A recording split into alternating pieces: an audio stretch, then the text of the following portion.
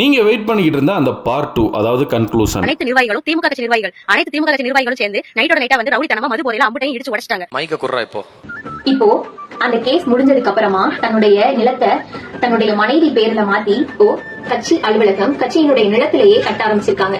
இதை எதிர்த்து கருத்தபாண்டி இப்பயும் கேஸ் போட்டிருக்கிறார் தன்னுடைய மனைவி பெயர்ல. அது மட்டும் இல்லாம இவர்களுக்கு போட்டியா நானும் கட்டுவேன்னு சொல்லிட்டு செப்டிக் டேங்க், அதாவது திமுக கட்சி அலுவலக நிலத்துல செப்டிக் டேங்க் கட்டிட்டு இருக்கிறாரு.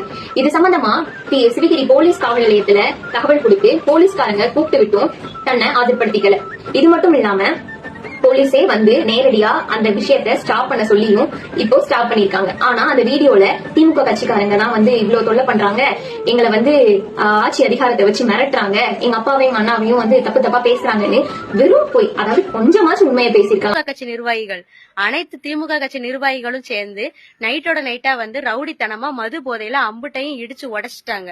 நானும் டாக்டர் படிக்கணும்னு ஆசைப்பட்டேன். ஆனா இவங்க பண்ற ஒவ்வொன்றையும் தன்னை மெடிக்கல் படிக்கணும்னு எனக்கு ஆசையா இருக்குன்னு அவ்வளவு தூரம் பேசுறவங்க அந்த இடத்துல கலைஞர் நூலகம் கட்டிக்கிட்டு இருக்காங்க. நூலகம் என்பது என்னன்னு உங்க எல்லாருக்குமே தெரிஞ்சிருக்கும். எல்லாருமே அங்க போய் படிக்கிறதுக்கு தான் நூலகம் என்பது கட்டப்படுது.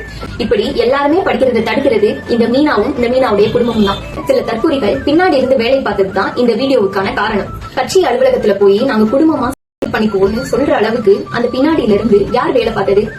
பின்னாடி இருந்து வேலை பார்த்தவங்களை இந்த அரசும் நீதித்துறையும் சும்மா விடாது. நன்றி, வணக்கம். இந்த ஒரு வீடியோவை பார்ட் 1 பார்ட் 2 போடணும்னு அவசியமே கிடையாது. நான் அதை ஸ்கிப் பண்ணிட்டு போயிட்டேன். ஏன்னா அந்த லேடி பேசும்போதே தெரியுது அது பொய்யத்தான் சொல்லுது அப்படின்னு. ஏன்னா ஒரே ஒரு பேஜில், அதுவும் ஒரு பீத்தனமான பேஜில் தான் அந்த போஸ்டே போட்டிருந்தாங்க. இருந்தாலும் அந்த பீத்தனமான பேஜில் போட்ட அந்த போஸ்ட்டுக்கு நம்ம எதுக்கு உண்மையெல்லாம் அறிஞ்சு எதுக்கு வீடியோ போடுறோம் அப்படின்னா, நிறைய பேர் எனக்கு அனுப்பி வச்சிருந்தீங்க. உங்களை மதிச்சு தான் இந்த வீடியோ. கூட்டம் மாதிரி அது பேசுதுன்றதுக்காண்டி பாத்தியெல்லாம் அநியாயம் நடக்குதுன்னு சொல்லிட்டு கத்திட்டு இருக்க முடியாது. அங்கே உண்மைத்தன்மை என்ன இருக்குன்றதை பின்னாடி பார்க்கணும்.